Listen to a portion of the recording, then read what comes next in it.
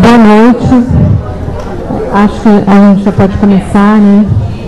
Eu queria agradecer a presença de todos e falar que a Unirio está sempre aberta e sempre à disposição para o que a área precisar de espaço, para que a gente possa discutir as questões importantes. Eu vou passar a palavra, então, para o professor Jardim.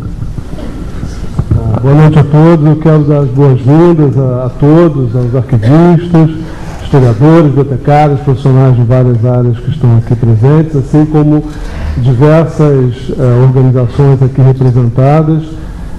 Eu me sinto muito orgulhoso de ser professor numa universidade que tem uma escola de arquivologia e que disponibiliza seu espaço físico, seu espaço simbólico para favorecer uma mobilização dessa natureza.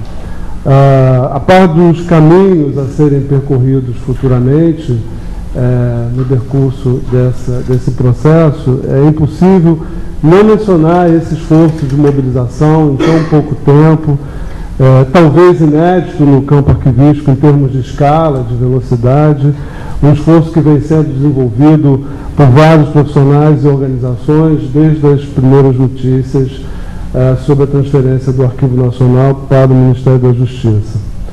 A nossa expectativa é de que essa rede seja mobilizada e cada vez mais que se mobilizou nesses últimos dias possa ser ampliada e produzir resultados imediatos face às questões que estão sendo colocadas, mas também a longo prazo. O Rio de Janeiro tem provavelmente a maior concentração de instituições e serviços arquivísticos do país, com uma grande quantidade de profissionais e usuários dos arquivos, além de 2 cursos de arquivologia da Universidade Federal Fluminense e da Unirio. É estratégica, portanto, essa mobilização no Rio de Janeiro em torno do destino do Arquivo Nacional, do Conselho Nacional de Arquivos. Apesar de tudo, por um lado, essa espécie de o Arquivo Nacional é nosso, da sociedade brasileira, portanto, torna o Arquivo Nacional cada vez mais forte. É esse a nossa expectativa, o nosso desejo em termos de contribuição para esses caminhos, que não são apenas os caminhos do Arquivo Nacional, mas caminhos que envolvem o quadro arquivístico no país como um todo. Sabemos das implicações desses movimentos no plano estadual, no plano municipal, sabemos do significado desses movimentos, dessas questões, de dificuldades na própria visibilidade social dos arquivos, do reconhecimento dos arquivos como espaço de cidadania, como infraestrutura de ciência, tecnologia, de cultura, e na visibilidade social da própria profissão e da formação, da pesquisa no campo da arquivologia. A nossa ideia, muito modesta, não é outra que não a de favorecer essa discussão que vem se dando, especialmente de uma maneira muito interessante, na internet, através de diversas iniciativas, razão pela qual esse evento está sendo, e foi uma solicitação de alguns colegas de outros estados, esse evento está sendo transmitido pela web e está sendo comentado via Twitter por diversos tuiteiros que estão aqui. E é importante ressaltar que, quer dizer, a nossa ideia não é assumir nenhum protagonismo nesse momento, mas apenas o de favorecer essa articulação entre diversos setores que estão se mobilizando e que estão desenvolvendo ações. Portanto, a nossa proposta é que possamos ter uma primeira rodada aqui de informes e de considerações bem breves, né, algo em torno de 5 minutos, por parte de cada um dos representantes que nós vamos convidar para compor essa mesa. Gostaria de convidar arquivista Lúcia Maria Veloso, presidente da Associação dos Arquivistas Brasileiros, o Carlos Frederico Machado, da Associação dos Arquivistas do Estado do Rio de Janeiro,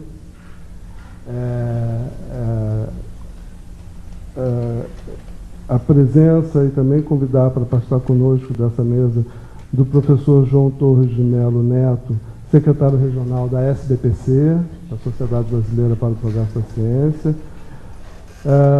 O presidente do Sinarquivo, o Daniel Beltrão, está presente, mas está como tuiteiro, nesse momento, ajudando-nos a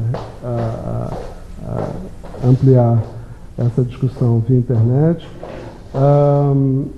O presidente da Associação dos Servidores do Arquivo Nacional, o Eduardo,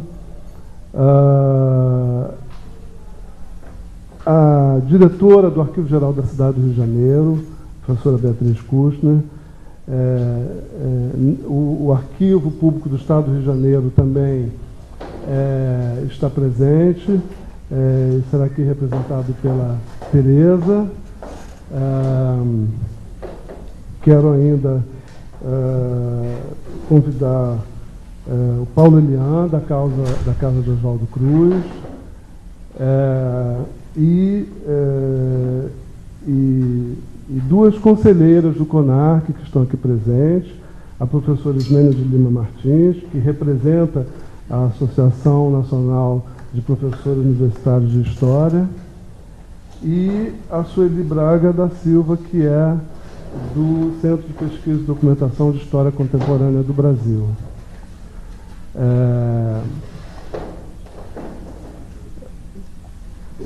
Quero informar que, desde que a ideia dessa mesa redonda veio à tona, nós fizemos contatos com a direção do Arquivo Nacional,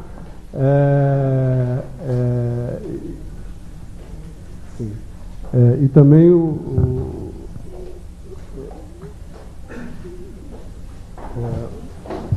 queria ressaltar a presença e convidar para participar conosco aqui do professor Luiz Fernando Dias Duarte, presidente, ou proximamente presidente da Associação Brasileira de Antropologia. Queria mencionar que entramos em contato com a direção do Arquivo Nacional, fizemos convites através de e-mail, isso foi reiterado ontem, e hoje à tarde eu consegui falar com a senhora Maria Elisa Bustamante, que é assistente da direção-geral, que me deu a informação procedente da senhora Maria Isabel de Oliveira, que ela aguardava confirmação do ministro e que não viria a essa reunião.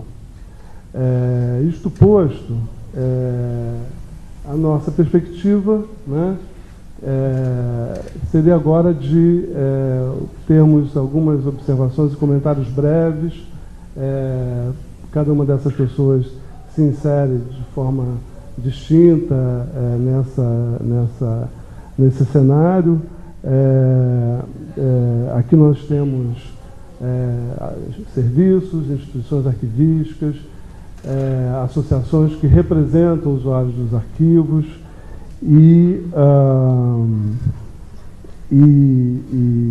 me parece que a gente pode ter aqui um painel interessante desse quadro, sobretudo tendo em vista o estado atual da mobilização que está sendo feita, não só no Rio de Janeiro, mas no país, em torno do tema, né, de uma estranheza imediata que adquire um razoável consenso dentro do campo quanto ao fato do novo destino institucional ser o Ministério da Justiça, do Arquivo Nacional ser o Ministério da Justiça, no qual ele esteve vinculado durante anos, e não mais a Casa Civil, considerando os benefícios que essa inserção assegurou à instituição ao longo de 9 anos, em termos da possibilidade de uma série de ações políticas e técnico-científicas, E também tendo em vista o fato de que essa situação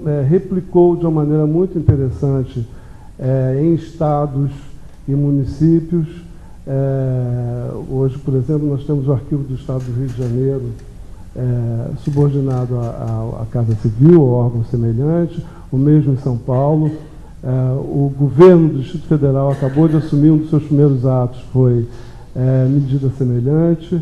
Há expectativas de que esse caminho, que pela experiência histórica realmente é mais compatível com aquilo que nós entendemos como sendo a função contemporânea das instituições arquivísticas, que esse caminho venha a ser trilhado por outras instituições. Então, também, né, essa reconfiguração atingindo a principal instituição arquivística nacional, nós imaginamos que tenha um efeito não exatamente dos mais positivos nesse cenário como um todo, sem contar o que significa em termos do funcionamento, atuação do Conselho Nacional de Arquivos, né? Então, pela ordem, tendo em vista essa diversidade de ações e de processos em curso, eu passo a palavra para a presidente da AB, a Lúcia Veloso, para um breve informe sobre a visão da AB nesse momento a esse respeito e as ações que foram desenvolvidas. Obrigado. Boa noite a todos. Eu gostaria de parabenizar a Unirio por abrir esse espaço para essa discussão. Bem, quando a bomba estourou para todos, né, nós imediatamente começamos a receber telefonemas, e-mails sobre o que qual seria o posicionamento da AB e o que a associação faria imediatamente. Então, a nossa primeira ação foi escrita uma carta a 4 mãos por membros da diretoria e dos conselhos da associação, e encaminhamos essa carta para o ministro da Casa Civil. Essa carta está no site da AB, quem tiver interesse em ler, ela está lá. A gente circulou também pelo nosso mailing, um informe remetendo para o nosso site, e tentamos falar com o gabinete do secretário executivo da Casa Civil. Não tivemos retorno, então acho que também foi logo no primeiro dia. E também enviamos para ele uma outra carta, e nessa carta tinha um anexo, como anexo a carta que enviamos para o ministro. Então, mandamos por e-mail, porque o que nós soubemos ainda não estava sacramentado, ou seja, a mudança ainda não foi publicada no Diário Oficial. Nós estamos otimistas, quer dizer, vamos correr para ver se a gente consegue reverter e sensibilizar e mostrar o quanto de complicado é isso para a área. Eu acho que o caso aí não é nem só a questão do Arquivo Nacional como instituição máxima, né? Mas o que isso vai representar para os arquivos. Isso é com vários arquivos, não só os arquivos estaduais, mas até os arquivos das instituições públicas. Elas têm no posicionamento do Arquivo Nacional, numa instância hierárquica mais alta, um mecanismo, um instrumento de negociação, de colocar na pauta algumas questões. Então, isso realmente é muito importante. Não é só, ao nosso ver, não é só a questão do Arquivo Nacional como instituição, mas é a questão dos arquivos da política nacional de arquivos no nosso país. Bom, o que nós temos de retorno dessas iniciativas? A gente mandou as cartas por e-mail e nós mandamos também por SEDEX 10. O que a gente tem de retorno? O gabinete do secretário executivo acusou o recebimento da carta da associação, e o gabinete do ministro acusou o recebimento, fez um despacho, memorando número 10, para o próprio secretário executivo dar encaminhamento à questão. Né? Então, isso aconteceu hoje. Então, a gente está fazendo, na realidade, a carta chegou e eles imediatamente tomaram essa iniciativa de encaminhamento. Então, a AB vai perseguir esse encaminhamento. Amanhã a gente vai entrar em contato de novo e estamos aqui para ouvir o que os outros